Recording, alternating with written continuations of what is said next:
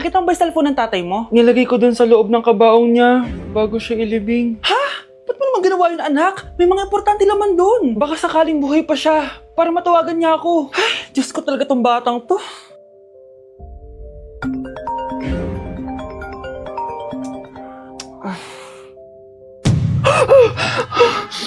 Matawag si tatay.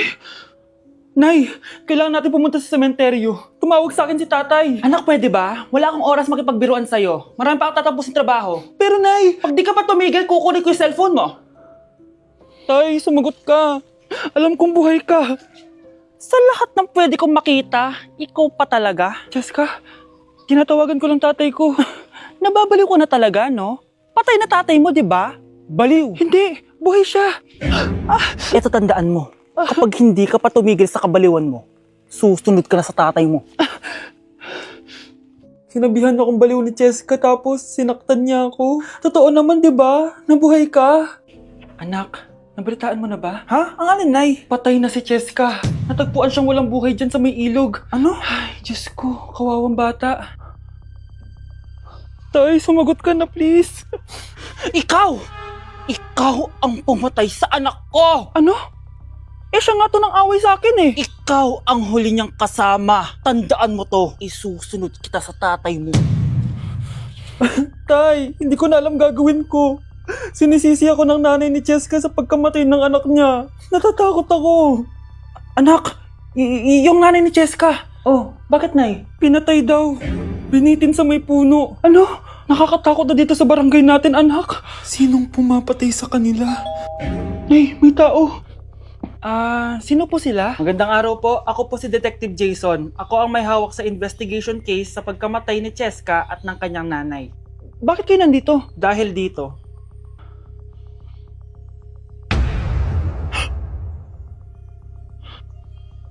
Nay, ikaw pumatay sa kanila? Oo, anak. Narinig ko lahat ng mga sumbong mo sa tatay mo. Cellphone ni tatay. Pinangako ko sa tatay mo bago siya mamatay na poprotektahan kita. Kahit makapatay man ako ng tao.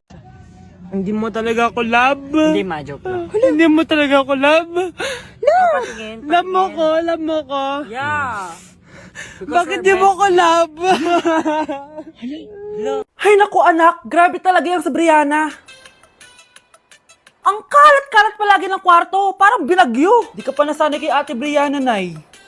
Tapos yung Ate Scarlett mo, buong gabi may kausap. Feel ko boyfriend niya yun. Wait lang, Nay. Tapusin ko lang to. Nakikinig ako, promise. Tapos, yung Kuya Miguel mo, palagi nasa barkada niya, hindi na umuwi dito. Yes! May reward ako! Ano ba, anak? Nagkakwento ako dito, puro kalaro dyan. Eh kasi naman, Nay, nakaka-excite tapos may pa-freebies pa tong Joy Run. May game na kasi inside the Jollibee Delivery app. Just open the app and press the widget to enter the game. Tapos, pwede ka maka-unlock ng rewards. Ang saya naman yan, anak. Pero, paano gamitin yung mga reward? Kapag mag-order ka na, just enter the reward code here to enjoy your freebie. Promo runs from August 11 to October 15. Kaya mag-download ka na rin, Nay. Nandito na yung Jollibee!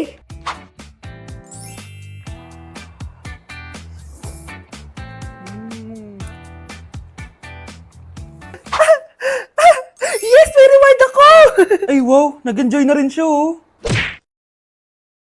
Eating only 7-Eleven for a day. Let's go! Ano ba gising na magkukontent ka? Patayo na dyan. Ala. Good morning guys! So, ginising ako agad ni Bunch. 11 a.m. na. So, magbe-breakfast tayo. Alam niyo na kung saan. Papunta na kami. And yung 7-Eleven dito guys, sobrang layo. Like, sa kabilang barangay pa. Hulaan niyo kung nasan ako. Nasa isang branch ako na binigay sa akin ni Daddy. Thank you, taxpayers! Wow, ang daming choices, oh. Umagang-umaga, samgyup sa lagad. Ano yan? Balik mo yan, balik mo yan. Ano na naman to? Bayaran mo to ah. Sabi di ba breakfast lang? Parang mag-fiesta na tayo dito eh.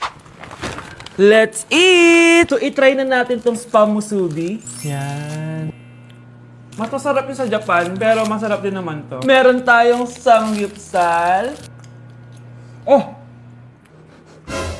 Baho ah. Wow ah. Next is lasagna! Favorite ko yan. Masarap siya, guys. Mantikan ko na makalimutan itong matcha latte from Chingu. Hindi ko siya gusto. Parang lasang artificial. Sarap niya! Two types of people. Ubus namin. Baka sabihin niyo hindi namin inubos. It's lunchtime, guys! So, kakain na naman tayo. Bosh, gusto ko ng pad thai. Hindi po, ate! Kaya nga 24 hours 7-Eleven challenge. May kinikrave na akong ibang pagkain, pero 7-Eleven pa rin tayo, guys. Malay mo may pad thai sa 7-Eleven. 7-Eleven. Let's go! Excited na akong kumain. So, nandito na tayo sa second branch ni Daddy. Yes, kung di tatanong guys, contractor po yung tatay ko. Tara. Wow, parang ang sarap nito. Ano na naman to? Bakit ang dami na naman? Ate yung kinuha ko kasi patay gutom ako. Water check. Mountain Dew Zero check. Another mukbang. 100 kilo challenge. Tinahin natin Tong Gogi Mandu. Ganito yung tsura niya, parang siyang siomay. Sarap! Dito ko lang to natitikman. Wow, ang daming laman. Liempo. Sa akin, chicken. Kimchi rice talaga? Bumili din pala ako ng laing. Laing.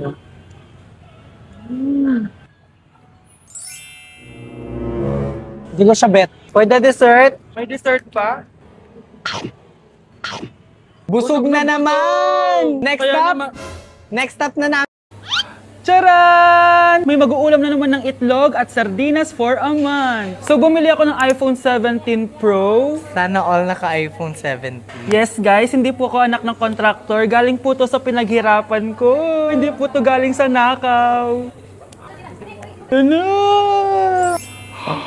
Ang ganda. Okay na.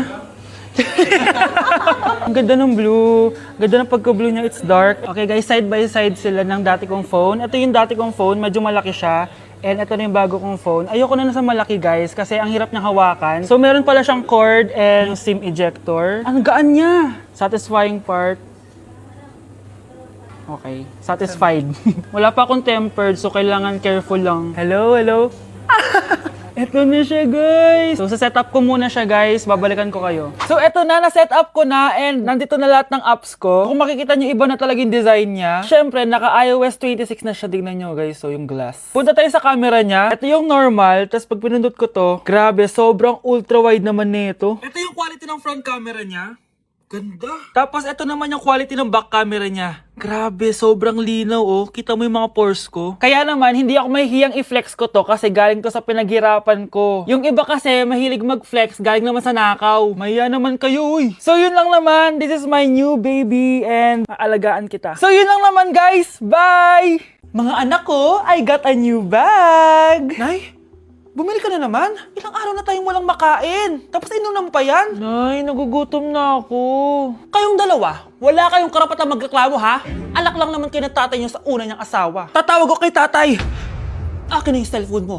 Hindi mo na ito makukuha sa akin. Ate, natatakot na ako sa kanya. Oh, eto, kumain ka na. Ate, ganito na lang ba talaga buhay natin? Hindi. Hahanap ako ng paraan para makausap si tatay. Love, padala ka naman ng 50,000, oh. Magbabayad kasi ako ng tuition ng mga anak mo. Tapos, ang dami pa nilang pinapabili. Tay, hindi totoo yan! Sinungaling siya! Wala na siya. Akala mo talaga makakasumbong ka? Talagang sinusubukan mo ko, ha? Walang iya ka talaga, tita! Ayan, diyan kayo nababagay. Ikukulong ko kayo dito. Wala akong pake kung anong mangyari sa inyo. Tay, tulungan mo kami. Ate, mamamatay na ba tayo dito? Tiwala lang, Kyle. Kakayanin natin to. Kyle?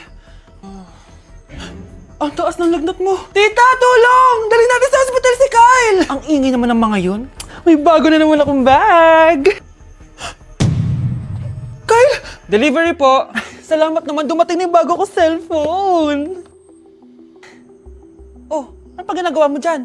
Binayaran ko na to sa online. Tama nga sila. Inuubos mo lahat ng pera ko sa mga luho mo. Ha? Ramon? Umuwi ka? Kukulong ko kayo dito. Wala akong pake kung anong mangyari sa inyo. Grabe ng pinagagawa ng babaeng to. Ginagawang hayop ang mga bata. Ramon, kailangan mo nang umuwi dito. Walang iya talaga yung si Rosa. Lumayas ka na dito, ha? Ayaw ko makita yung pagmumukha mo. Tsaka lahat ng mga pinambibili mo, bayaran mo to sa akin. Tapos na ang maliligayang araw mo. Tulong! Scarlett! Scarlett! Tay! Kyle!